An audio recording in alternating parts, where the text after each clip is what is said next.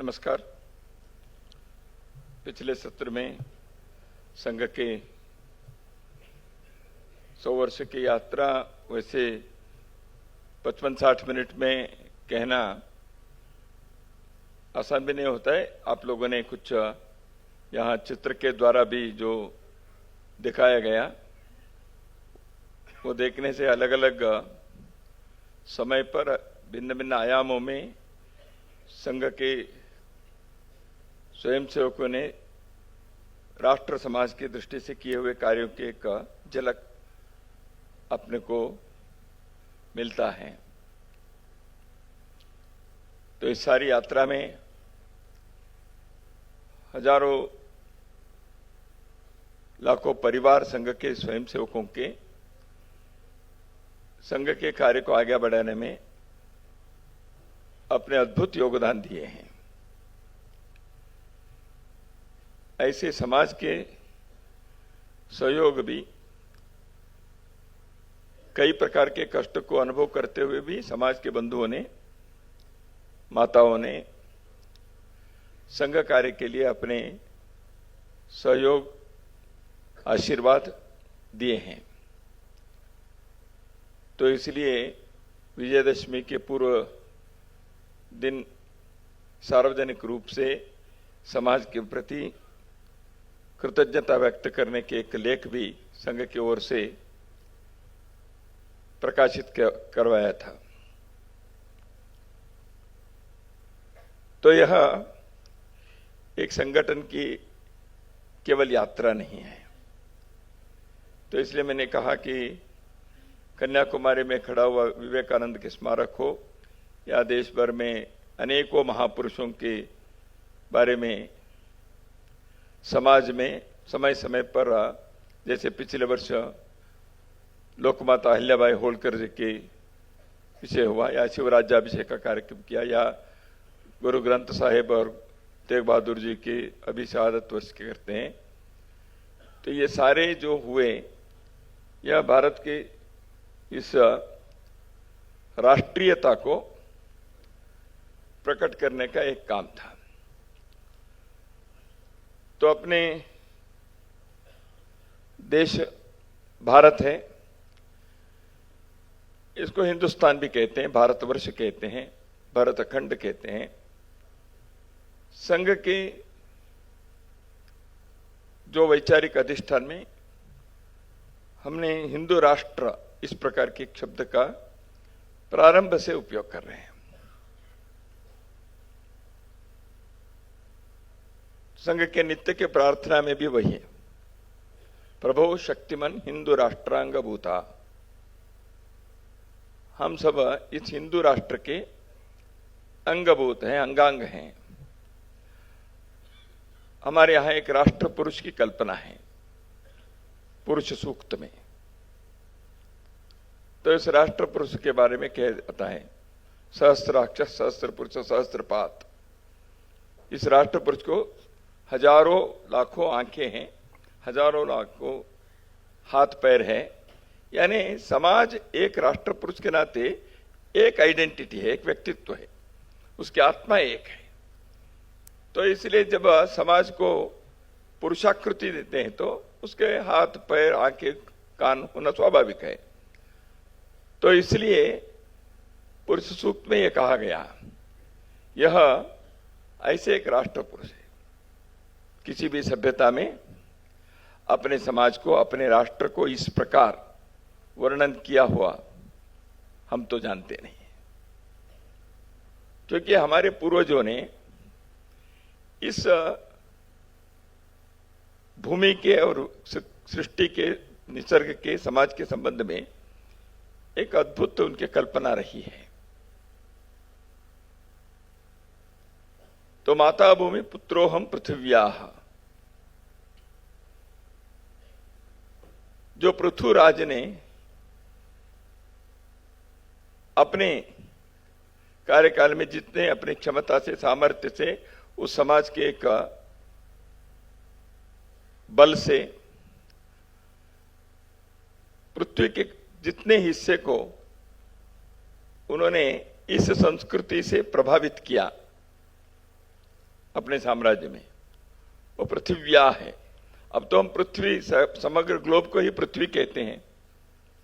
पृथु राज से पृथ्वी, तो पृथु इस प्रकार किया है ऐसे कहते हैं।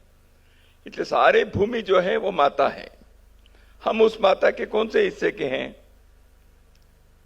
तो हम पृथिव्या है, पुत्र है, पृथ्वी के, पृथिव्या के पुत्र है। माता भूमि, पुत्र अहम पृथिव्या। तो ये जो भूभाग है, इसको विश्व ने हिंदुस्तान के नाते कहा है, पहचाना है। इसको प्राचीन काल से हम भारतवर्ष मानते हैं। उत्तरम यत् समुद्रस्य हिमाद्रिश्चैव दक्षिणम वर्षम तद भारतम नाम भारती यत्र संतति। समुद्र के उत्तर में, हिमाच्छादित पर्वतों के दक्षिण में जो भूभाग है, इस भूभाग का नाम भारतवर्ष है। यह प्राचीन काल से हमारे यहां कहा है। तो भरत के कहानी भी हम सुनते हैं, दुष्यंत शकुंतला के पुत्र भरत के संदर्भ में भी। इस कारण से भी भारत कहते हैं। मनु ने यहां राज्य किया। मनु को इस राज्य को करने के लिए देवताओं ने तय किया, तो मनु राजा बने। तो इसलिए इस भरण का कार्य उन्होंने किया। तो व्यक्तियों के, समाज के धारण करने के कार्य उन्होंने किया।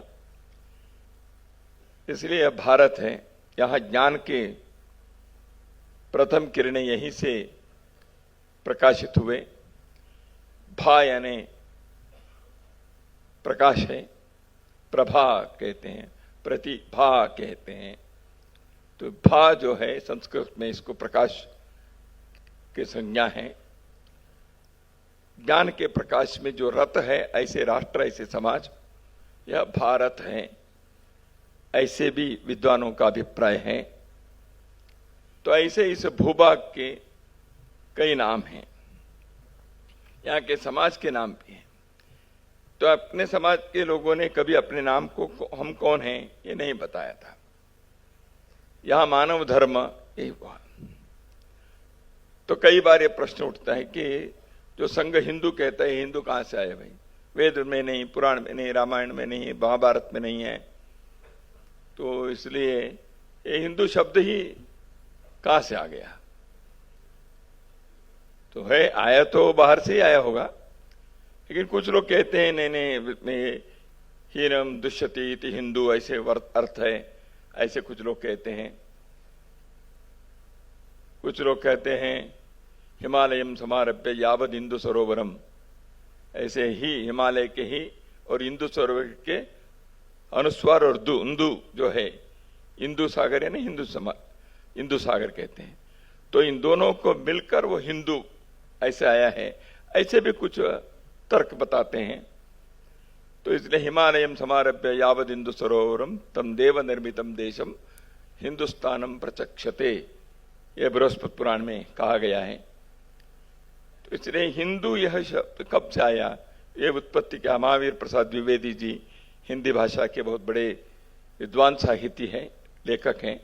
उन्होंने भी हिंदू शब्द के व्युत्पत्ति के बारे में अपने तर्क बताया है।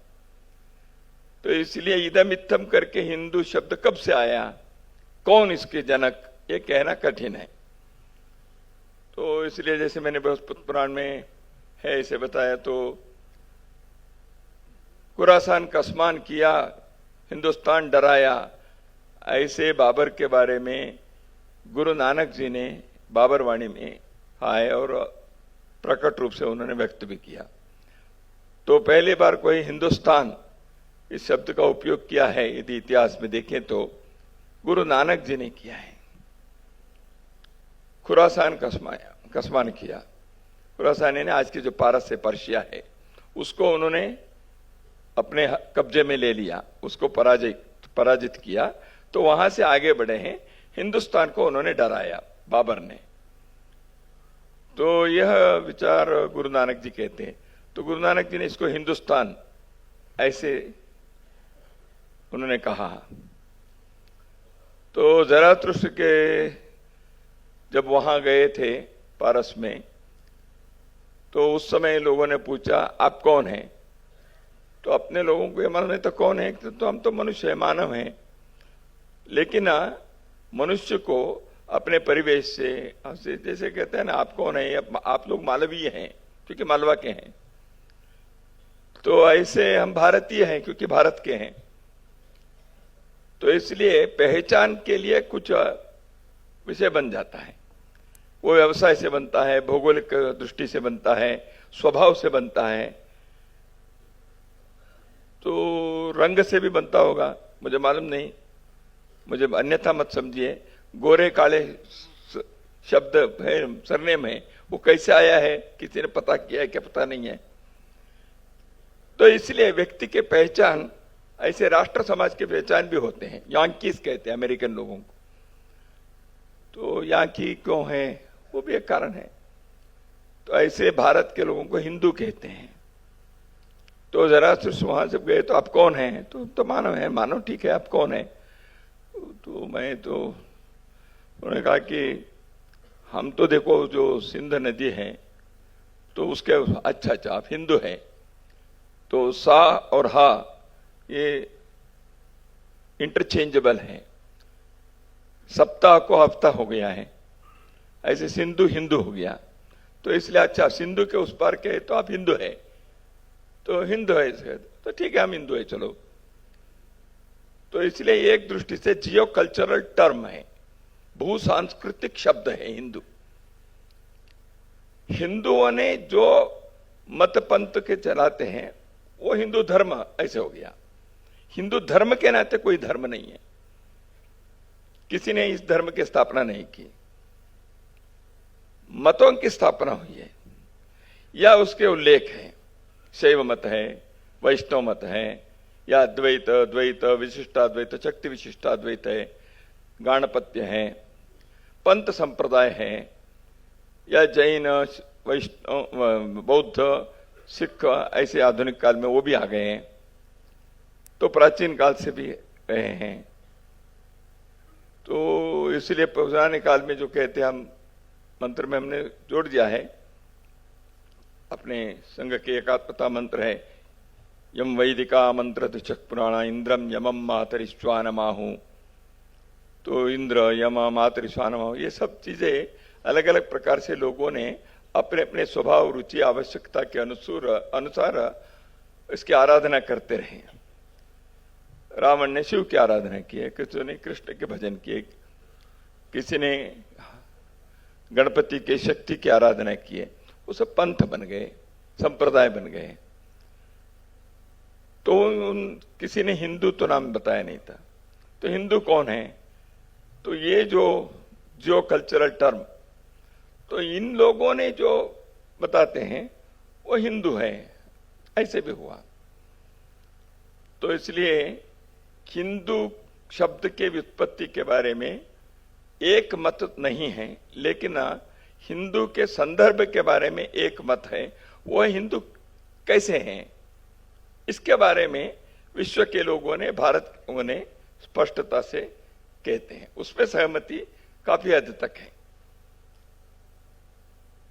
तो भारत में जितने भी विद्वान विभूति पंथ संप्रदाय के संस्थापक जो यहाँ के लोग हैं, उन्होंने जीवन के बारे में, मनुष्य के बारे में, प्रकृति के विषय में, प्रकृति मनुष्य के संबंध के विचार में क्या इनकी विश्व दृष्टि रही, क्या दृष्टि रही, वो यदि देखते तो ये स्वभाव एक प्रकार है। इसलिए हिंदू एक स्वभाव है। वो कैसे एक प्रकार है? सृष्टि में एकत्व को देखते हैं, यत् पिंडे तत् ब्रह्मांडे। जो छोटे बिंदु में है, अणु रेणु में है, वो सारे जगदाकाश में है, विश्व में सर्वत्र है। इसको आधुनिक साइंस भी मानता है।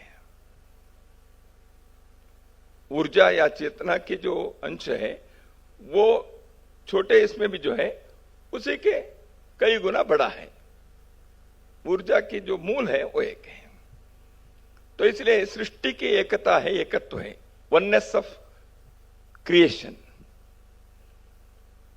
इसको यहां के लोगों ने माना, इसलिए उनको लगा सारे कुटुंब है, विश्व के सभी लोग हम एक ही प्रकार के लोग हैं भाई। वहां किसी का जन्म हुआ, यहां किसी का जन्म हुआ होगा, इसलिए भाषा अलग हो सकती है, लेकिन है तो हम एक ही है, मनुष्य।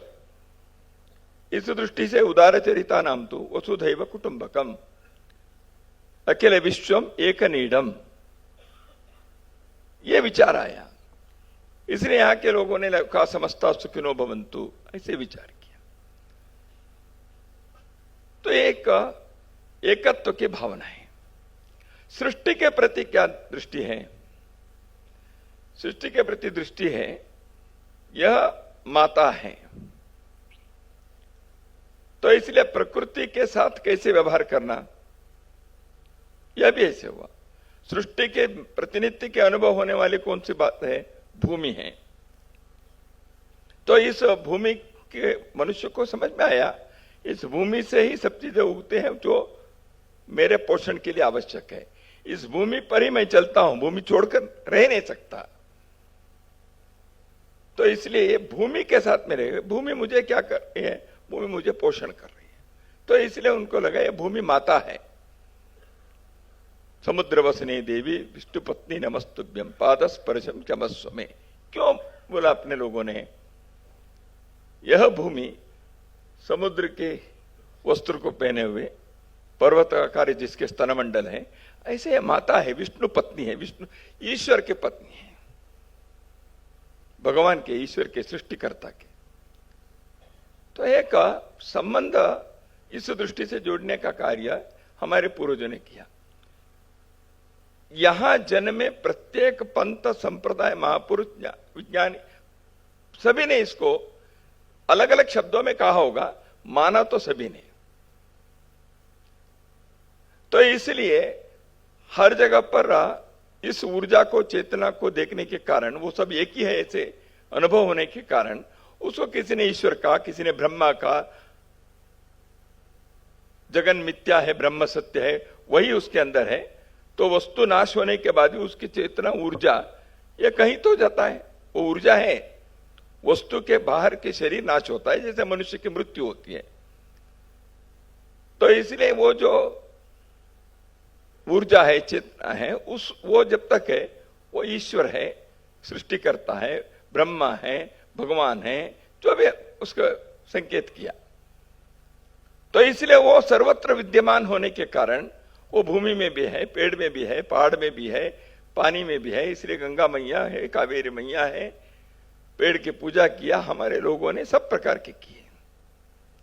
प्राचीन काल में बैल की गाड़ी होती तो उसको पूजा किया, आधुनिक काल में मोटर को भी पूजा किया, प्राचीन काल में उन्होंने अपने लेखनी को पूजा किया, आज कंप्यूटर को माला पहनाता है जब घर में लाते हैं। तो क्यों करते हैं? आधुनिक शिक्षा में पारंगत लोग भी ये सारे करते ही हैं। तो इसका अर्थ कहीं ना कहीं ये भावना जो है, ये पूरे देश में एक प्रकार है। ये भारत राष्ट्र जिसको कहते हैं, आज जो विभाजित होकर अलग हो गए हैं, वहां की संस्कृति के मूल में भी ये सारी बातें हैं। इसलिए सांस्कृतिक भारत जो है, वहां तक पृथिव्या, वो सब इसी प्रकार रहे। तो इसलिए भारत की सृष्टि के प्रतीक हैं। और एक जीवन का प्रयोजन क्या है, ये यहाँ के लोगों ने विचार किया। तो यहाँ के लोगों ने कहा जीवन तो जीने के लिए है, लेकिन ईट ड्रिंक एंड बी मेरी, खाओ पियो मौज उड़ाओ, केवल इसके लिए नहीं है। जीवन और कुछ है। क्या है? जीवन के साधना से, पुरुषार्थ की साधना से जीवन के स्तर को बढ़ाना चाहिए, वो तो है ही। इसलिए मनुष्य प्रयत्न होना चाहिए। तो इसलिए पुरुषार्थ है, केवल ईश्वर के फेटलिज्म नहीं है, दैववाद, जो भगवान करेगा वही होता रहेगा, ऐसा नहीं है। हमारे लोगों ने अर्थ काम के लिए सब प्रकार के प्रयत्न करने के विचार किया। तो यह यहां की विशेषता रही। लेकिन यह सब करते समय उन्होंने आत्मा के मुक्ति, इसके लिए जीवन की यात्रा है। तो इसलिए जीवन का प्रयोजन अर्थ काम के अनुभव करते हुए मोक्ष के प्राप्ति के लिए आत्मा को मुक्त करना चाहिए इस बंधन से। भारत में जन्मे सभी पंथ संप्रदाय में कम बेसी इसी विचार के धर्म के आधार है। ये सनातन धर्म, बुद्ध ने भी बौद्ध धर्म को ये धर्म सनातन, ये धर्म सनातन है। तो धर्म की जो कल्पना है वो भारत में विशिष्ट है। आध्यात्मिकता सर्वदूर है, अपने अपने सभ्यता के हिसाब से जापान में, चीन में, या प्राचीन सभ्यताओं में ग्रीक में या इजिप्शियन में अध्यात्म के कई प्रकार हैं, क्योंकि मनुष्य के साधना में। लेकिन ये धर्म के जो कॉन्सेप्ट है, अवधारणा है, यह हिंदुओं की विशेषता है। इसलिए इसको हिंदू धर्म कहा गया, क्योंकि बाकी जगह पर रिलीजन तो है लेकिन धर्म नहीं है। धर्म की जो बात है उसको अनुवाद नहीं कर सकते। इसको हिंदू लोगों ने इस विचार को कहा, यह धर्म या आचरण के, ये रिलीजन के नहीं है। जो सत्य को अनुभव किया है उसको जीवन के व्यापार में प्रवाहित करने के लिए जो नियम बनाया, जो शैली बनाई, वो धर्म है। इसलिए धर्म सभी के लिए लागू होता है। इसलिए अर्थ और काम को, यानी जीवन के, भौतिक जीवन के व्यापार को अर्थ और काम कहा गया है। तो इसलिए अर्थार्जन का अर्थ केवल पैसे धन के सीमित नहीं है, उसमें राज्य व्यवस्था भी है। तो जहां जहां शक्ति है, समृद्धि है, वो सब अर्थ है। और जहां जहां मनुष्य की इच्छाएं, आकांक्षाएं, येषणाएं हैं, वो काम है। पुत्रेषण है, लोकेषण है, वित्तेषण है। इन येषणाएं जो है वो मनुष्य के काम है। तो इस अर्थ और काम को अनियंत्रित रखने से मनुष्य जीवन कई प्रकार के संकट को अनुभव करेगा। अर्थ भी आवश्यक है, काम भी आवश्यक है जीवन के लिए, लेकिन इसको एक संतुलित ढंग से रखना चाहिए, अन्यथा वह जीवन को कई प्रकार के बर्बाद कर देंगे। यह यहां के हमारे पूर्वजों ने अपने अनुभव से, अवलोकन से, अध्ययन से समझा। इसलिए धर्म के एक नियंत्रण चाहिए, धर्म के एक मार्ग चाहिए कहा। भगवान कृष्ण ने भगवद गीता में धर्मा विरुद्धो कामेषु भूतो कामोस्मि भूतेषु भरतर्षभ, भूतेषु प्राणियों में, हे अर्जुन मैं काम हूं, कामोस्मि। कौन सा काम हूं? धर्म अविरुद्धो काम, धर्म के लिए विरुद्ध जो नहीं है वह काम मैं हूं, ऐसे भगवान कृष्ण कहते हैं। तो इसलिए ये जो धर्म की कल्पना है यह भारत की विशेषता है, हिंदुओं की विशेषता है। इसलिए हिंदू धर्म हो गया। न्यूटन लॉ है। न्यूटन लॉ क्या है? गुरुत्वाकर्षण है। चीजें पृथ्वी के केंद्र की तरफ खींची जाती है, आकर्षण होता है, तो यह गुरुत्वाकर्षण है। तो हम कहते हैं ये न्यूटन्स लॉ है। क्या न्यूटन के जन्म से पहले सेब पेड़ से नीचे नहीं गिरते थे, ऊपर ही जाते थे क्या? न्यूटन ने इसको बनाया नहीं है, जो था उसको उन्होंने विश्लेषण करके उस सत्य को बताया। हिंदुओं ने ये नहीं बनाया, इस एकत्व के सत्य को, सृष्टि के इस नियम को, सत्य को उन्होंने बताया। इसलिए जैसे Newton law is a natural law but it is named after Newton, धर्म ये मानव धर्म है, लेकिन इसको बताने वाले लोग हिंदू होने के कारण इसको हिंदू धर्म कहा गया। इसलिए धर्म वही है। तो इसलिए सारे विश्व को धर्म के मार्ग पर चलना चाहिए ऐसे कहते हैं। हिंदू धर्म के मार्ग पर ऐसे नहीं है, धर्म के मार्ग पर चलना चाहिए। कहने वाले लोग हिंदू हैं, तो इसलिए धर्म के मार्ग न्याय का मार्ग है, विवेक का मार्ग है, संवेदना के मार्ग है, सेवा के मार्ग है, समझने का मार्ग है, संतुलन के मार्ग है। इन सबको मिलकर हम धर्म कहते हैं। तो इसलिए धर्म के कई आयाम हैं। धर्म कर्तव्य भी है, ड्यूटी है, राजधर्म है, पुत्र धर्म है, पिता धर्म है, पतिव्रता धर्म है। तो यह इसका अर्थ क्या है?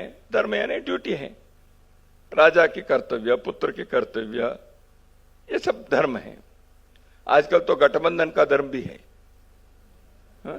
अलायंस में रहने वाले राजनीतिक लोग भी कहते हैं, क्यों कैलाश जी? गठबंधन के धर्म, अरे सेक्युलर लोग भी कह रहे हैं गठबंधन के धर्म। यानी क्या है? उसमें एक आपके गठबंधन के कुछ नियम को पालन करना है भाई, तो धर्म है। धर्म काटा है, ट्रक जाकर वहां खड़े होती है, इसको क्या कहते हैं? धर्म काटा कहते हैं ना। तो धर्म का क्या है उसमें संबंध? तो धर्म कैरेक्टरिस्टिक है, लक्षण भी है। दीप का धर्म जलने का है, नदी का धर्म बहने का है। तो इसलिए वो कैरेक्टरिस्टिक है, लक्षण है। तो इसलिए धर्म ड्यूटी है, धर्म ये है। धर्म आचरण भी है। धर्म करो, दान करने से, सेवा करने से, सेवा ही परमो धर्म। तो सेवा धर्म यानी क्या है? तो सेक्युलर आदमी धर्म सेवा नहीं करना है क्या? इसलिए सेक्युलर यानी ये धर्म निरपेक्ष जो हो गया, यही गड़बड़ है। ये भारत के विचार नहीं है, चिंतन नहीं है। क्योंकि धर्म को मत के, संप्रदाय के साथ, रिलीजन के साथ जोड़ने से ये समस्या हो गई। तो इसलिए धर्म कर्तव्य भी है, धर्म लक्षण भी है, धर्म जीवन शैली भी है, धर्म के एक हिस्सा रिलीजन भी है। जो पूजा पाठ करता है, अच्छा करता है, जीवन में ऐसे प्रति, हाँ भाई धर्मनिष्ठा है, हमारे मंदिर है, बाकी है, उसको धर्म के केंद्र मानते हैं। क्यों मानते हैं? मंदिर में धर्म के जो आदर्श है वही आचरण वहां होनी चाहिए। कई बार अपने जीवन में, हमारे दफ्तर में या अपने घर में संसार चलाने वाले लोग थोड़ा सा समझौता 19-20 कर सकते होंगे, लेकिन वो धर्म केंद्र, घर को धर्म केंद्र नहीं बनाते हो, कहते हैं मंदिर को कहते हैं। क्यों? धर्मशाला कहते हैं। क्यों? केवल फ्री में वहां भोजन और रहने के स्थान मिलता है इसलिए नहीं, वहां के आचरण धर्म के हिसाब से होना चाहिए। तो इसलिए धर्म केंद्र है, धर्मशाला है, मंदिर धर्म केंद्र है। तो इसलिए ये धर्म के जो कॉन्सेप्ट है, यह विश्व में ये अनन्य है। भारत में हिंदुओं के देन है। विश्व के मानवता के लिए, मानव सभ्यता के लिए, मानव के विज्ञान के क्षेत्र के लिए धर्म concept is the greatest contribution. 30 साल अमेरिका के जर्मनी के यूनिवर्सिटी में पढ़ाने वाले, गेंट यूनिवर्सिटी में, बर्लिन गेंट यूनिवर्सिटी में पढ़ाने वाले प्रोफेसर बाल गंगाधर जी, बेंगलुरु के विश्वविद्यालय के परिसर में उनका एक भाषण था। उन्होंने कहा 30-35 वर्ष में वामपंथी विचार के प्रचार करता था, क्योंकि मैं वामपंथी विचार के था, कम्युनिस्ट था। मैंने ठीक से समझा नहीं है। वो बाल गंगाधर जी बेंगलुरु के ही थे, वहां प्रोफेसर थे। तो उन्होंने बेंगलुरु विश्वविद्यालय के उस सभागार में बोलते हुए इन्होंने कहा, जैसे जैसे मैं धर्म के कॉन्सेप्ट को अध्ययन किया, भारत के हमारे लोगों के महानता सोचने के और जीवन चलाने के, यह मुझे ध्यान में आया, तब मैं उससे दूर हो गया वामपंथी विचार से। भारत के बहुत बड़ा देन दुनिया के लिए धर्म के अवधारणा है, ये उनका कहना है। तो इसलिए हिंदू धर्म ये न्यूटन जैसे है वैसे ही है। तो इसलिए इस धर्म को अपने स्वभाव बनाकर जितने भी पंथ संप्रदाय है वो सब हिंदू धर्म है। इसलिए भारतोद्भव जितने भी पंथ संप्रदाय है, उसको धर्म भी कहे, पंथ कहे, संप्रदाय कहे, वो सब इस हिंदू के अंदर आते हैं। क्यों आते हैं? उनके स्वभाव वही है, एकत्व के, सृष्टि के प्रति देखने की दृष्टि, मनुष्य जीवन के प्रयोजन, जड़ चेतना में ईश्वर को देखने का, ये सारे जो हैं अर्थ काम के बारे में उनके विचार, ये सारे लगभग समान हैं। इसलिए इन सबको मिलकर हिंदू धर्म कहते हैं। तो ऐसे लोगों के जीवन के आचरण, यह हिंदुत्व के आचरण है। हिंदुत्व इसलिए रिलीजन नहीं है, यह जीवन शैली है। यह एक भारत के स्वभाव है।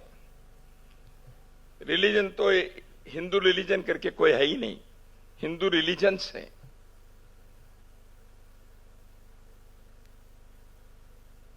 और इसके एक स्वभाव में और भी एक विशेषता है। हिंदू धर्म के अंदर आने वाले सभी पंथ संप्रदायों के, रिलीजन्स के, और एक स्वभाव क्या है? देखो, मैं एक मार्ग पर जा रहा हूं, सत्य से, प्रामाणिकता से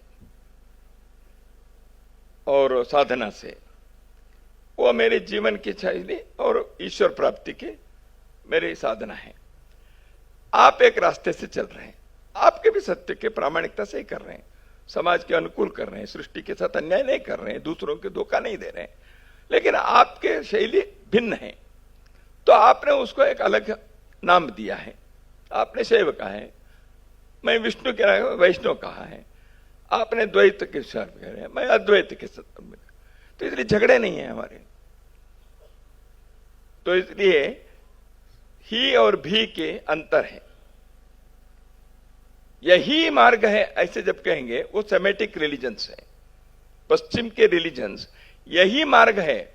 दूसरे मार्ग में जाने से तुम नरक में जाओगे, तुम्हारी मुक्ति इसी मार्ग से है। हिंदू कहता है वो भी एक मार्ग है, ये भी एक मार्ग है। हम भी कहते हैं, वो ही कहते हैं, वो ओनली कहते हैं, हम ऑल्सो कहते हैं। यह हिंदुत्व है। ऐसे बोलने वाले लोग जिस भूमि पर रहते हैं, वह इसको हमने हिंदू भूमि, ऐसे बोलने वाले समाज जो है वो हिंदू राष्ट्र है। राष्ट्र यानी केवल भूमि नहीं है, राष्ट्र के 3 घटक है। एक है भूमि, लेकिन वो 1/3 है। दूसरा है जन, उस भूमि को मातृभूमि समझने वाले समाज, वहां के जन, उसके हम संतान हैं ऐसे सोचने वाले पुरुष महिलाएं, तो वो जन चाहिए।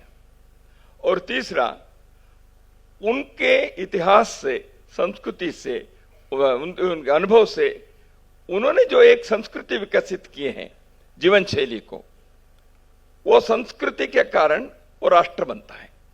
इसलिए जमीन यानी भूमि, जन और जीवन मूल्य, संस्कृति, इसके कारण वो राष्ट्र बनता है। भारत की विविधता है, ये विविधता एक ही संस्कृति के अनेकों अभिव्यक्ति है। हमारी संस्कृति अलग अलग नहीं है। कन्नड़ संस्कृति, मलयालम संस्कृति, मैंने एक लेखक ने किसी कहा, मैंने उनसे पूछा मलयालम संस्कृति क्या है, तो मैंने कहा ये है। तो कुछ ओणम हम मनाते हैं, आप नहीं मनाते, तो नहीं मनाते, हम दूसरा मनाते हैं। फसल के दृष्टि से जब नया फसल आता है, उसको हिंदुस्तान भर में कोई तीज त्योहार तो है ना, वो कर्नाटक में उसका अर्थ हो गया, लेकिन फसल आने के बाद व्यवहार क्या है, उस फसल को कैसे देखते हैं? उस फसल को लक्ष्मी है, समृद्धि करके देखते हैं, उसको ताई के माँ के नाते देखते हैं। उसके विभाजन करते हैं। समाज के लिए मंदिर के लिए इतना, नाई के लिए इतना, मोची के लिए इतना, इनके लिए इतना, हर गांव में है हिंदुस्तान में। तो इसलिए जीवन शैली एक है, संस्कृति अलग अलग नहीं है, संस्कृति एक है, उसकी अभिव्यक्ति अलग है। भारत में नृत्य संगीत है, प्राचीन काल से हैं, शिल्प कलाएं हैं। तो भारत के नृत्य शिव पार्वती पर है, राधा कृष्ण पर है। वो असम में भी वही है, वो पंजाब में भी वही है, वो महाराष्ट्र में या मालवा में भी वही है। कृष्ण की कहानी बताएंगे, शिव जी की कहानी बताएंगे, प्रकृति की आराधना करेंगे, खेती के, फसल के गाना गाएंगे। और इन सब में देखने की दृष्टि वही है, दृष्टि में फर्क नहीं है। तो इसलिए राम जी वो सरयू के तट के अयोध्या के राजा है, इसलिए केरल के व्यक्ति क्यों राम जी के नाम रखना चाहिए भाई? रामचंद्रन रखा है। मेघालय में मैं गया था, वहां खासी लोगों में पुराने लोग जो हैं वो मानते हैं, अभी के लोगों की थोड़ी सी जानकारी कम हो गई होगी, तो पुराने लोग मानते थे। एक एंडरसन बावरी करके थे, एक हिप्सन रॉय करके थे, दोनों अभी जीवित नहीं है। बहुत साल पहले, 20 साल पहले जब प्रवास में मैं गया था उनके घर पे, वो दोनों बड़े विद्वान थे, वे के खासी समुदाय के। उन्होंने एक बात बताई, देखो अरे मेघालय में भी, खासी में भी घर में पहला बेटा होता है, राम के नाम से उसके नामकरण होता था। शब्द राम नहीं है, हमारे यहां भाषा में थोड़ा सा हमने अलग किया है। तो दो बेटे हुए राम और लक्ष्मण होते थे। तो संस्कृति वही है। हिंदुस्तान भर में दो भाइयों को लव कुश रखना, राम कृष्ण, राम लक्ष्मण रखना, ये कितने परिवारों में है? वो राजस्थान में वो राम जी होता है, गुजरात में रामजी बाई होता है, कर्नाटक में रामप्पा होता है, आंध्र में रामैया होता है, इतना ही है। तो संस्कृति एक है प्रकृति के बारे देखने की। लोग अपने अपने घर के कुएं के पानी को भी गंगा ही मानते हैं। क्यों? राजस्थान में गंगा जी के कहां है, लेकिन है वहां गंगा सागर बना के रखा है उन्होंने, और अपने घर के आंगन में आने वाले जल को वो गंगा ही मानता है। संस्कृति एक है, अभिव्यक्ति अनेक है, इसलिए भी है और ही है, संस्कृति एक है। अर्थ और काम धर्म के मार्ग पर चलते हुए मोक्ष की प्राप्ति करना चाहिए है। ये सारी जो है, इसी को हम हिंदुत्व कहते हैं। तो इस हिंदुत्व के आधार पर इसको मेरे ये राष्ट्र जो है, जिस जमीन पर इसके प्रयोग हुआ है, जिस जमीन पर इस जीवन के संस्कृति को विकसन किया है, जिन लोगों ने किया है, वो जमीन, वो लोग और वो संस्कृति, ये मिलकर हिंदू राष्ट्र बनता है। इसलिए राष्ट्र की कल्पना अन्य देशों में झगड़े करके जमीन को हड़पने के बाद हुआ है। इसलिए उनको भारत के राष्ट्र की कल्पना नहीं आती। या अफ्रीका में आज जो राष्ट्र की, वो आप देखिए उसकी मैप पर, वो पोप ने मैप के ऊपर लाइन खींचकर तुम्हारे स्पेन का ये, पोर्चुगल का ये, ऐसे कहने पर उन्होंने ले लिया। तो राष्ट्र ऐसे नहीं बनते। राष्ट्र संस्कृति के और जनता के पुरुषार्थ के आधार पर बनता है। तो इसलिए हिंदू राष्ट्र, ये हिंदू भूमि है। तो हिंदू कौन है? तो प्रारंभ में मैंने कहा, तो सावरकर जी ने भी एक अपने उसके उन्होंने व्याख्या दी है, आसिंधु सिंधु पर्यंत यस्य भारत भूमिका पितृभू पुण्यभू सेव सवैरिति हिंदू स्मृत है।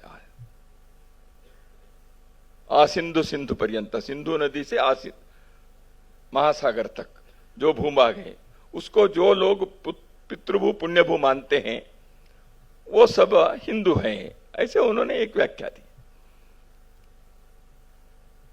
तो वो एक अर्थ से वो ठीक भी है, लेकिन उससे भी बियॉन्ड होना पड़ेगा। संस्कृति के आराधक हैं। तो इस दृष्टि से हिंदुत्व, हिंदू राष्ट्र, यह भारत के परिचय है, पहचान है। उस पहचान को, परिचय को प्रकट करने वाले कई प्रकार के अभिव्यक्ति हैं। इसमें एक भारत की आंतरिक एकात्मता है। सर विंसेंट स्मिथ, वह एक हिस्टोरियन रहे।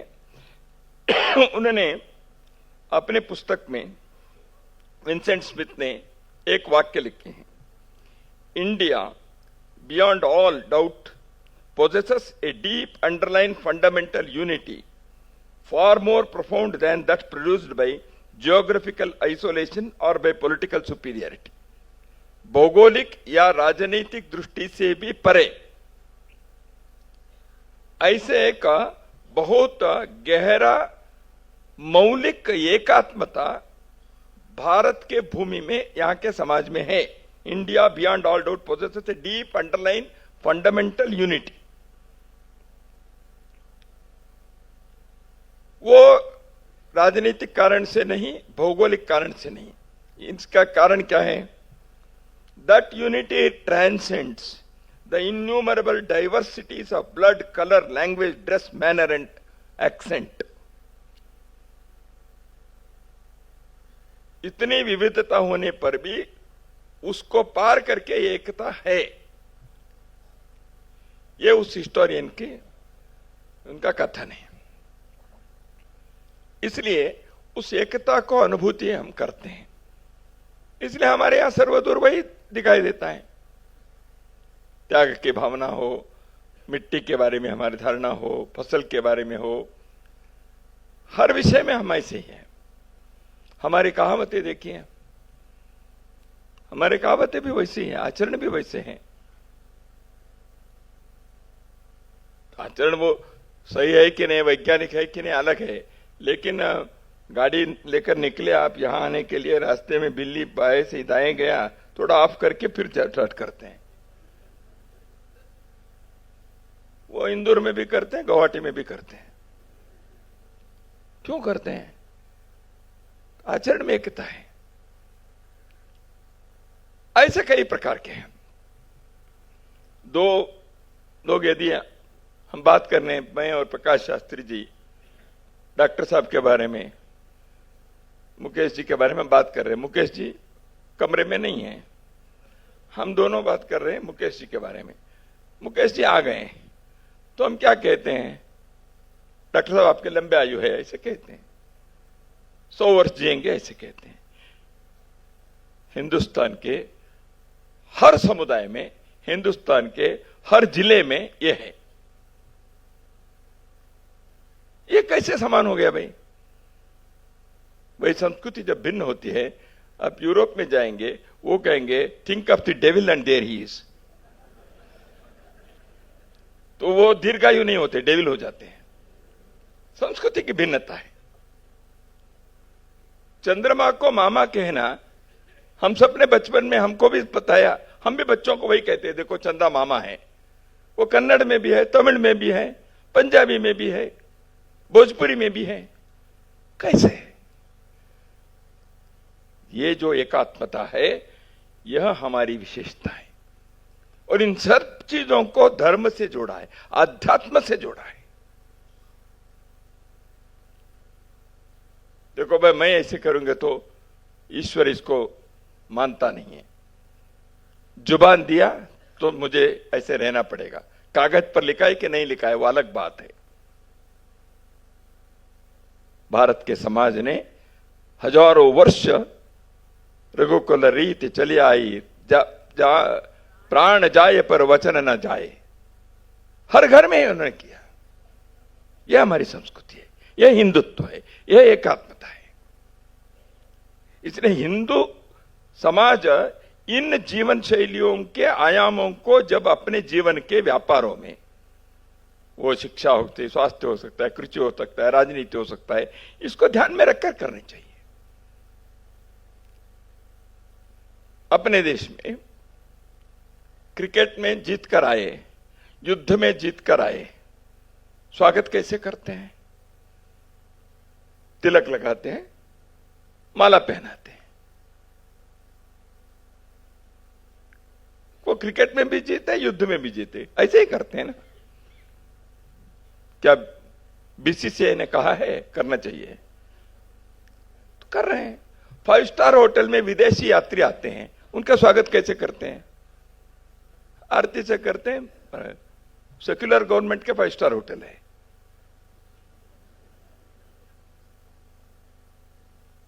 मैं कर्नाटक से हूं।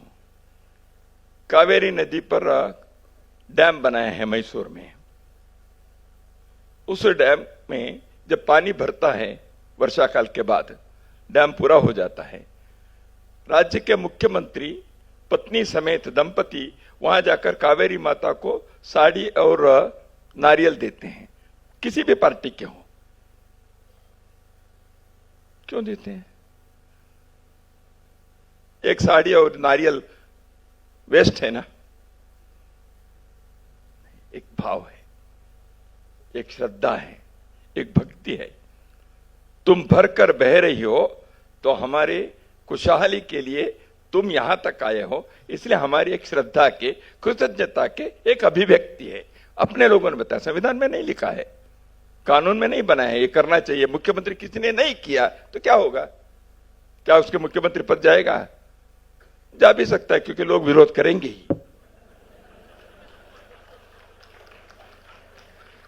तो कहने का तात्पर्य है, जीवन के जो आचरण हैं, श्रद्धा के, कृतज्ञता के, प्रकृति के साथ जुड़े रहने के, समाज के एकत्व के, ये आचरण के नाम हिंदुत्व है। इस हिंदुत्व के प्रकाश में हमको विज्ञान हो, अर्थ हो, राजनीति हो, कृषि हो, व्यापार हो, युद्ध हो, अंतरराष्ट्रीय नीति हो, जीवन के अर्थ, काम के प्रत्येक आयामों को इस प्रकाश में हमको विकसित करना चाहिए। वही हिंदुत्व है। इस हिंदुत्व के संदर्भ में यह सेक्युलर नहीं है ऐसे कहने से, क्योंकि राधाकृष्णन भारत के बहुत बड़े विद्वान राष्ट्रपति रहे। उन्होंने कहा, whether in point of belief और प्रैक्टिस, हिंदुत्व, हिंदुइज्म उन्होंने कहा है। उन दिनों में हिंदुत्व शब्द शायद वैचारिक जगत में इतना नहीं था, इज्म नहीं है, हिंदुत्व है। Is a movement not a position, एक रुके हुआ पानी नहीं है। हिंदुत्व में फुल स्टॉप नहीं है। यह हर युग में इसके विकास होते जाएगा, विस्तारित होते जाएगा। ये नई नई चीजों का अपने आलिंगन में लेते जाएगा, अपने को जैसे चाहे उसको परिवर्तित करते जाएगा। इसलिए Hindutva is a movement not a position, a process not a result. एक प्रक्रिया है, केवल परिणाम नहीं है। Hindutva a growing tradition not a fixed revelation, ये निरंतर विकसित होने वाले परंपरा है, एक रेवलेशन नहीं है। Its past history encourages us to believe that it will be found equal to any emergency that the future may throw up, whether in the field of thought or of history or of any action. तो हिंदुत्व इस जीवन शैली का नाम है।